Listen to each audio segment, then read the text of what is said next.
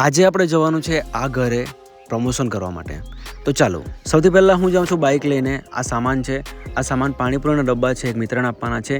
એ આપવા માટે હું લોકેશન પર પહોંચી જાઉં છું અને મિત્ર આવે છે અને આ ડબ્બા આપીને પછી હું નીકળી જાઉં છું મારા કામ માટે. હવે આપણે જઈએ છીએ વાંસદા. ત્યાં નાની ભમતીમાં જઈને મારે દવા લેવાની છે. સૌથી પહેલાં રિપોર્ટ કરાવ્યા અને દવા લઈને પછી હું નીકળું છું આપણા લોકેશન પર. આજે સવારથી કંઈ ખાધું નહીં, તો રસ્તામાં જતાં જતાં મને બહુ ભૂખ લાગી હતી, એટલે હું પહોંચ્યો અનાવલ અને ત્યાં જઈને ખાધા આપણે વડાપાઉં.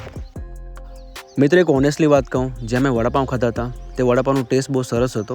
અને એક બીજી વાત ઇમ્પોર્ટન્ટ, કે એ ભાઈએ એની જે દુકાન હતી એ એકદમ નેટ એન્ડ ક્લીન રાખી હતી. અને આ શોપનું જે લોકેશન છે એ અનાવલ કોસ રોડ પર જમણી સાઈડ પર દુકાન છે. આ દુકાનનું નામ આ છે. પછી આપણે ફાઇનલી લોકેશન પર જવા નીકળ્યા.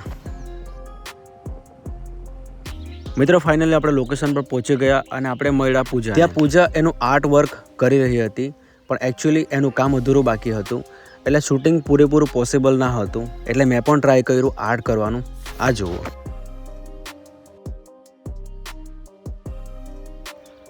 પછી જેટલું શૂટિંગ પોસિબલ હતું એ બધું લઈ લીધું. મિત્રો, આ ઘર છે ને બહુ જોરદાર છે. અહીંયા જે આર્ટ વર્ક કરવામાં આવ્યું છે એ આખી કહાની છે, જે તમને બીજા વિડીયોમાં ખબર પડશે. મળીએ બીજા વિડીયોમાં.